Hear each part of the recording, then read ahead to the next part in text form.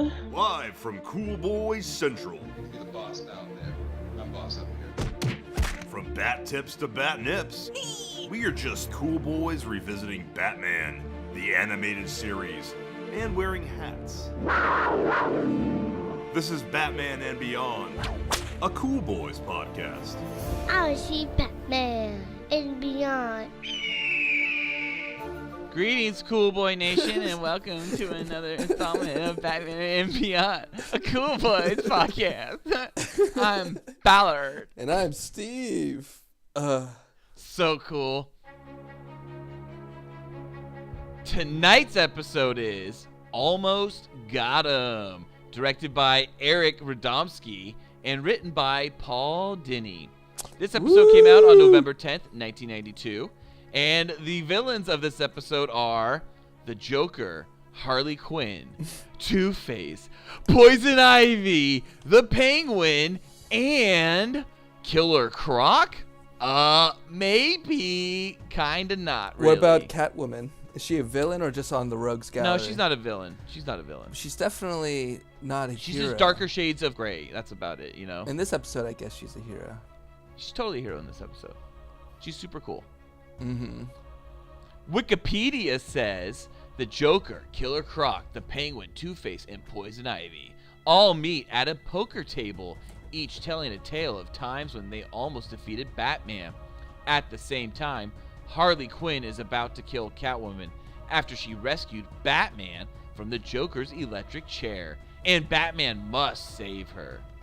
There's some notes here, Steve. This episode is influenced by a 4-issue story arc in Batman 1977, issues number 291 through 294, entitled Where Were You on the Night Batman Was Killed? In each of the 4 issues, one of Catwoman, one the Riddler, and one the Joker, all recount their claims to have killed the Batman. However, the plot for Almost Got 'Em is quite different because it is 6 stories in the show and 4 completely different ones in the comic book, with only the Joker as an overlapping antagonist. The other note here from Wikipedia is Two-Face's strategy in Almost Got 'Em, strapping down Batman to a giant coin and flipping the coin in the air, was taken from the comic World's Finest Comics number 30, September 1947. In a backup tale, both Batman and Robin were tied to a giant penny that was catapulted onto spikes by a lesser-known villain, the Penny Plunderer. Very interesting. And that giant coin is a big thing in Batman lore, because it's always in his Batcave, along with some other very famous icons. Yeah. Do you remember any others? Sometimes there's a dinosaur. Yeah, I love the dinosaur. But the penny shows up pretty much like all over the place. And I love how later in the episode they ask him like what happened to the penny, and he's like, they gave it to him or something like that, all upset, you know. Yep. This was a really fun episode for me. I thought this was definitely like where the series was kind of shining in terms of humor and also story.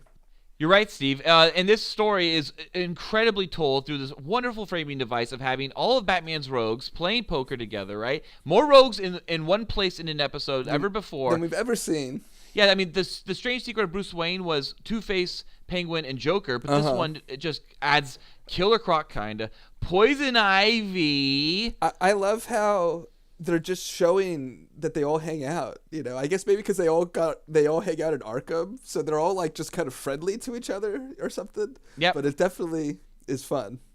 Well, they kind of almost call back to this hideout in next week's episode. What is it called? Birds of a Feather.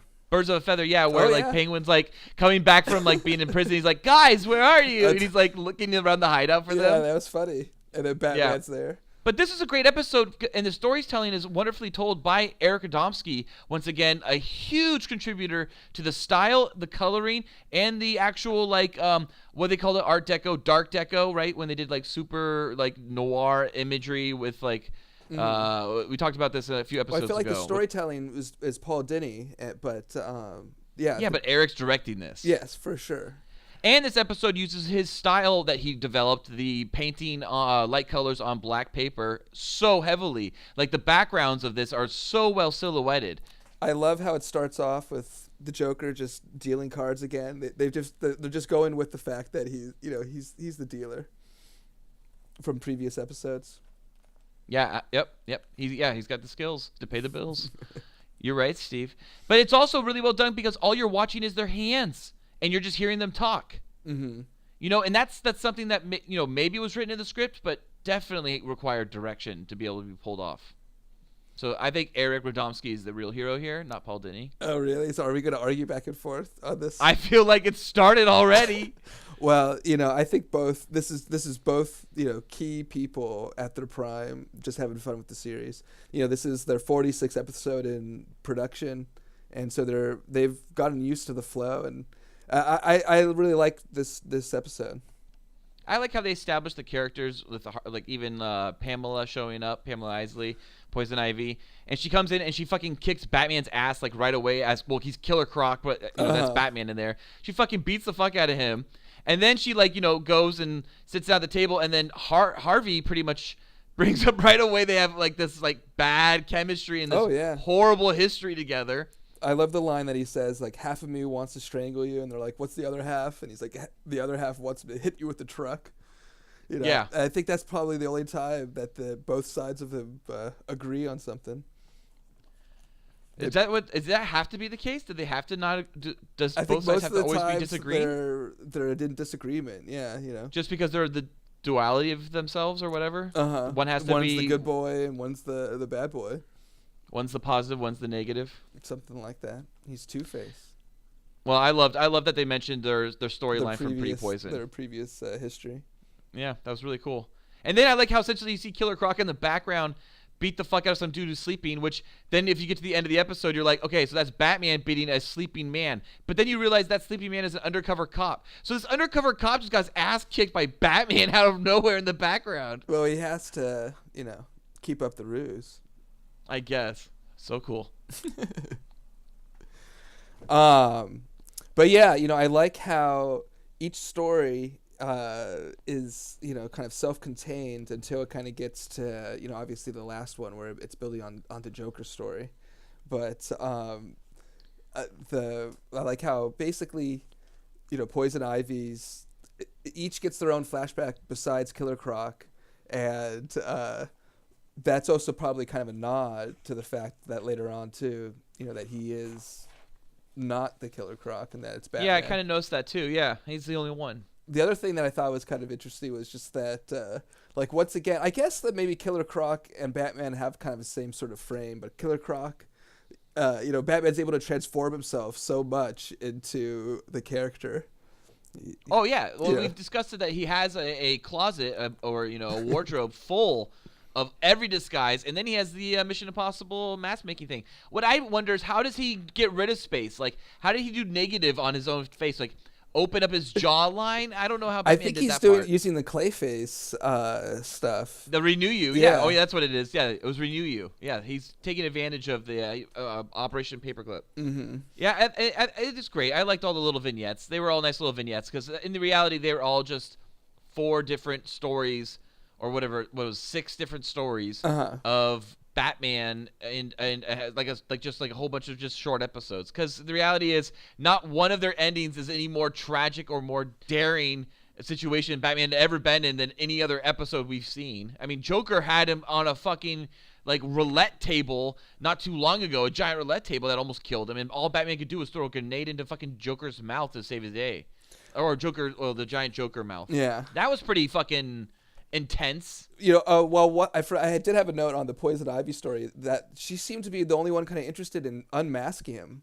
When she went to throw the poison at him, she was trying to unmask him. Where I kind of feel like most of the time they just kind of given up on that, finding out who he is behind the mask. Mm-hmm. Right now, Batman just got knocked out by some people, and he gets tied up to not just some people. What was it, the 2-ton group? What was it, the 2-ton gang or some shit? Yeah, you're right, the 2-ton gang. Yeah. Good call. But, he has this obvious chance to find out who's behind the mask, but, he respects him. He just ties him up on this coin. And I always have to wonder Harvey has to somehow have known. I don't think so. Bruce is too good at keeping those secrets. Even to his best friend. Well, Steve, we had just entered Act 2, and guess what we had? We had a cliffhanger, Steve-sponsored cliffhanger act break, and it was Batman tied to the coin. And Steve, when we came back to break, What happened? Well, it's not an immediate one, but it's definitely he somehow was able to pocket Two-Face's coin. And Yeah, what?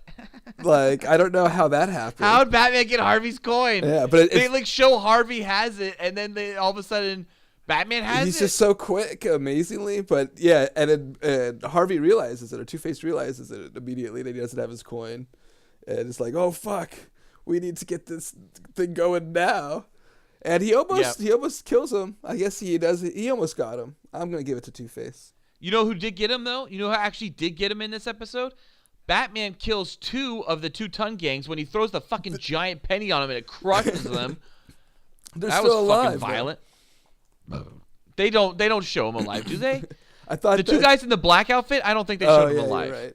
They got knocked I think out. they should show the 2 guys in the white outfit alive, but the 2 guys in the black outfit never moved again. They were crushed. I like how Batman gives him his coin back. Well, he knows. Otherwise, it's going to just drive Harvey insane the entire time in prison to the point where he's going to break out just to go kill Batman, and he doesn't need that shit. Just let Harvey have his vices. That's clearly the way they do shit at Arkham. Well, it takes a long time to heal. I love when Arkham lets Poison Ivy have poison plants in her cell with that. Well, you know, she's just like chilling with it, like, I'm not gonna do anything bad with this. Oh yeah, and in this episode is I think the first time that she mentions that she has some sort of resistance to poison. Oh, really? Is it the first time that we've ever heard that? I think so. I think this is the first time they like developed that, like when Wow. they do the poison gas, and she's just standing there. Yeah, it makes sense. I mean, it makes sense to be the kind of thing like Princess Bride, right? With taking enough poison every day to the point where your body can just process it. I don't think that's how it really works, but I'm pretty sure Princess Bride is accurate. actual history. Yes. Yeah, Rob Reiner kinda- speaks truth. Swamp rats are real and they're huge. We do get another story, of course, right after the Two-Face story, and it is the Penguin story. And I like the Penguin story because it has 2 things that I love: poison-tipped beaked hummingbirds and cassowaries. Yeah, those are the 2 things you love. I love those 2 things. But in between that is Croc's, one line. I threw a giant rock and I missed.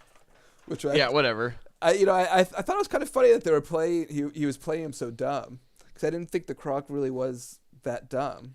That's how I would play him if I was Batman. I wouldn't know how to play him either. I'd be like, I haven't taken any acting lessons, so I'll go stupid because he's a big old guy. But before he was able to frame, he was getting close to even kind of tricking Batman with the whole thing. I just thought that was like crocodile instinct. Like that's what a crocodile would do naturally, like set up bombs on boats and explode them to oh yeah, take hostages and things. That was a natural instinct. Natural instinct of a crocodile. You and Batman, you guys. Hey, I've been to the zoo like Batman, and remember he gets all his information about crocodiles at the zoo. I remember. Mm-hmm. Yeah, Croc's story was total bullshit because it's just like, what? Come on, I didn't get even like a quick short video. No, I just get nothing.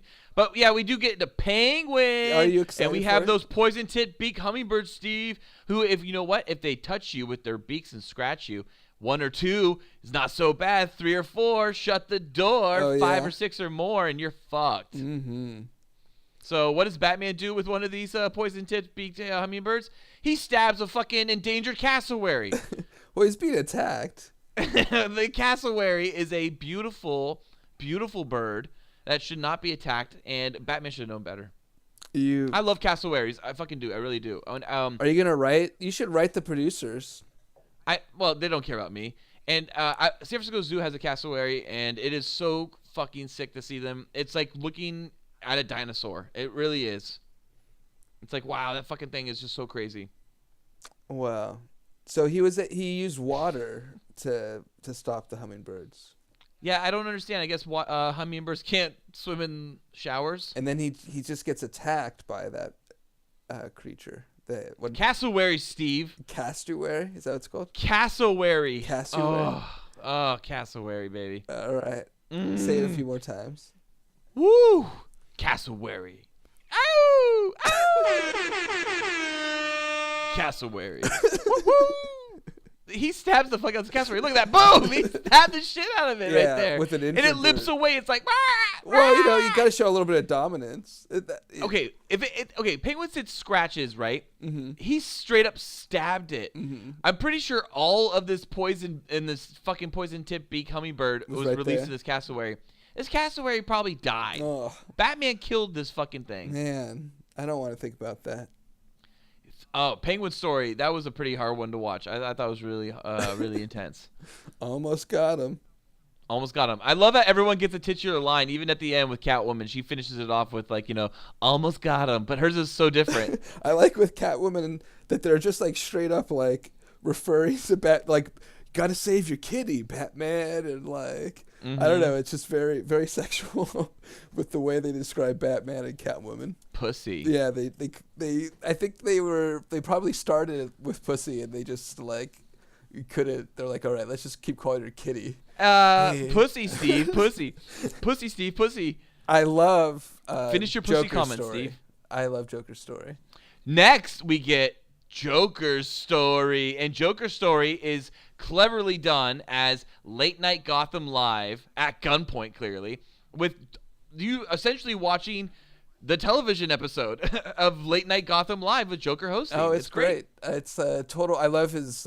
He has his monologue and some Curtin jokes. It was like watching old school Conan O'Brien. Yeah, or David Letterman. I mean, I think they're more I like know, Letterman for at sure. this time. And then they show like even they have Johnny Carson. Batman on a laugh-o-meter, right? They're setting up the stakes. This is where Batman is. This Electric actually looks like the worst hair. situation Batman's been in the whole episode. Then they throw to break like coming up next. Check out what we got. And then coming out of the actual commercial break, this new cliffhanger like whatever act break we get. Uh-huh. We get a diegetic throw back in. It's like more to come, and it's like Joker comes in. He's like, "Oh, welcome back to the episode." Like it's fucking awesome. Oh yeah, it's a total show within a show. This was an excellent episode in terms of just having fun with the medium, and having fun with the characters of the universe, and still having action. And yeah, it was well done. Yeah, and it looked fucking treacherous for Batman in this situation. And he gets saved by Catwoman. And Catwoman is like one of those moments when you're watching this, you're all of a sudden like, Catwoman's in this fucking too? Because there's no setup that Catwoman's going to be in this beforehand. There's no hinting. There's no alluding. There's no foreshadowing of Catwoman. She just shows up out of nowhere. Yeah, what's great. And it just continues. Is that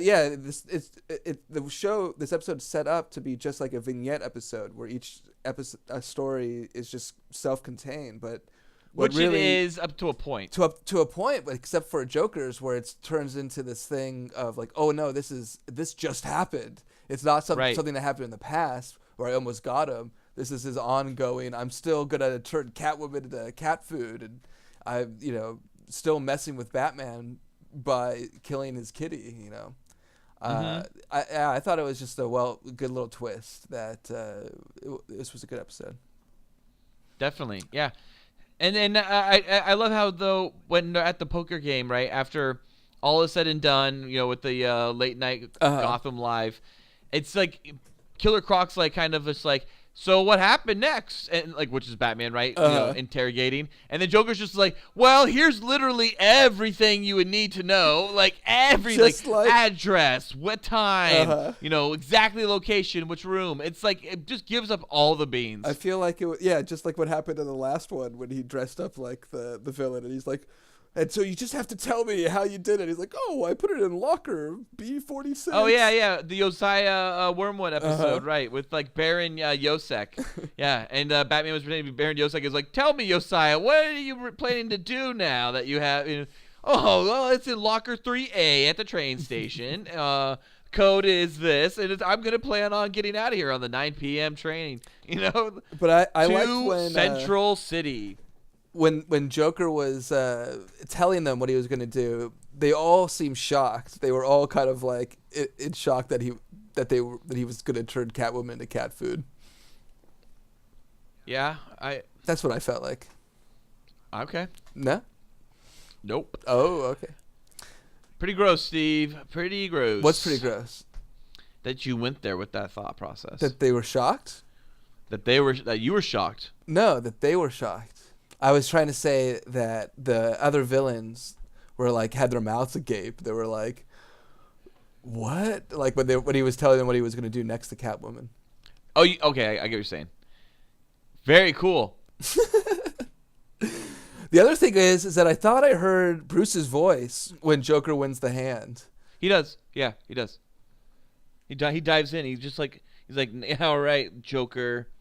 And then he throws his ass across the room, right? No, like before that happens. I didn't repeat it, so I don't know for sure.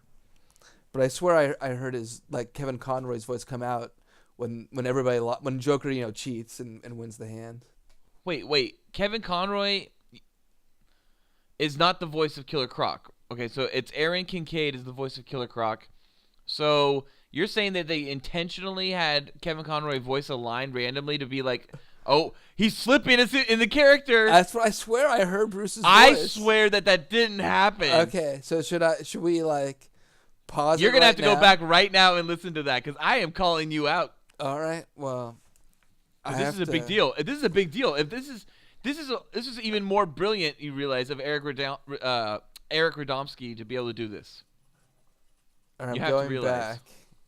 So currently, what we're watching, what I am watching, continuing on Cool Boy Nation with you, is we are watching. Croc. He's giving it up. He's now actually Batman, and all of the vagrants and the quote unquote criminals surrounding the rogues during their poker game were actually undercover cops, as we mentioned earlier. And now we see the Kitty Food Factory and Catwoman on a conveyor belt with Harley Quinn involved. So now we have Harley Quinn in this episode. I totally hear Kevin Conroy saying, "Oh darn." When Really? Yeah, I swear it. You can listen for yourself. What's the time code? Jesus Christ. It's right around 18:33 or something like that. Okay, I'm checking it out. Hang on. All right. It's when Joker wins, you hear someone say, "Oh darn," and I'm pretty sure that was Kevin Conroy. Oh shit! It's at 18:14 on mine, I think. Okay. But yeah, hang on. Oh yeah, Well caught, Steve. I'm gonna give you that. All right, thank you. I think that may have been actually, if that wasn't a Kevin Conroy only, then that may have been Kevin Conroy mixed with Aaron Kincaid to kind of like, but I think that is intentional. I think you are absolutely fucking right. Wow. Way to go. Hats off to you, buddy. All right, wow. Feels good. Hey, I hope you come to my birthday party next week, dude. I really I'm pretty excited now after, you catching that little Easter egg there. Oh, I'll be there. Don't you worry about it, buddy. Awesome. It's going to be fucking the best. It's a big surprise, but it's going to be a night out on the town. Are the other cool boys going to be there? Everyone's going to be there. And Steve, remember the tuxedos? Bring the tuxedo again. Oh, really? It's going to be a big one. It's going to be a big one. All right. All right, well, let's wrap this episode up. So, yeah, Joker gives up all the information, and so they're able to bust him and catch him. And they go to the Kitty Food Factory. Well, I like, what's kind of weird is that they have Harley and Catwoman kind of at odds, but I feel like later on in the series, they're friends. I honestly don't know. Well, we'll have to find out. I thought in this series it was more Harley and Poison Ivy were friends. They are, yeah, those definitely are. But I think later on, there was a great episode. Wasn't it called like Harley and Poison or something like that? It's kind of like a Thelma and Louise type of episode. I think they have a throw to that actually, don't they? Like a throwback, like something with them driving. Oh yeah, for sure. Yeah. I love when Simpsons did it though. Oh fuck yeah, that was awesome. This whole thing with Marge, don't drive into the Grand Chasm. Well, yeah. All right. The ending with Batman and Catwoman, they're definitely like progressing that romance.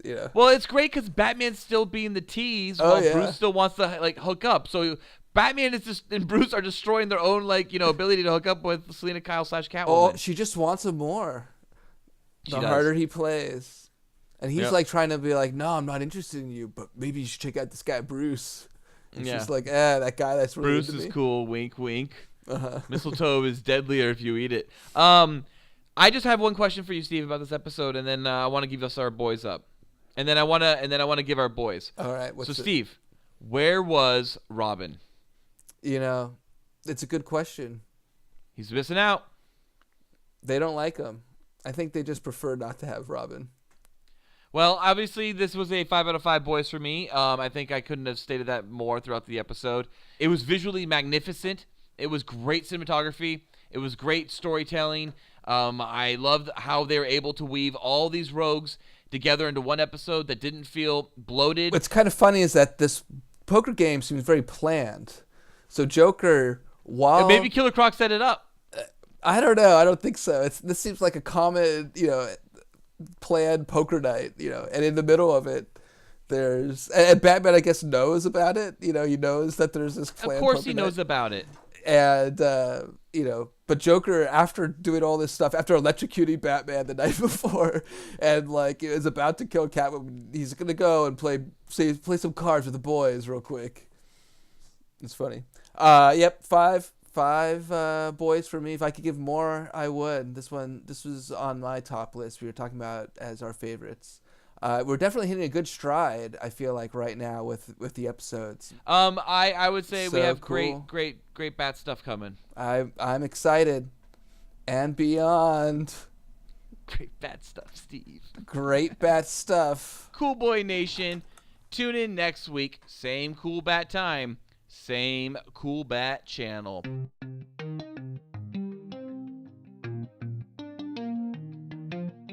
Cool Boy Bat Nation, be sure to let us bat know what you bat thought of Almost Got 'Em, or what your favorite bat episode is by bat emailing us at batmanandbeyondcoolboys@gmail.com. New episodes come out every Tuesday. Also, please check out our other great Cool Boy Central content with the Cool Boys Podcast on iTunes, SoundCloud, Google Play, and Patreon. Also, donate to us on Patreon. It only costs $1, and you will receive special access to content too hot to air. You can find the Cool Boys on Patreon at www.patreon.com/coolboyspodcast. Thank you for listening. Stay cool, Cool Boy Bat Nation. Until next time, it's Bizees from Ballard. That's Bizees from Steve. All right. Okay, we got something there. So cool. Batman And beyond. Oh, yeah. Batman. and beyond.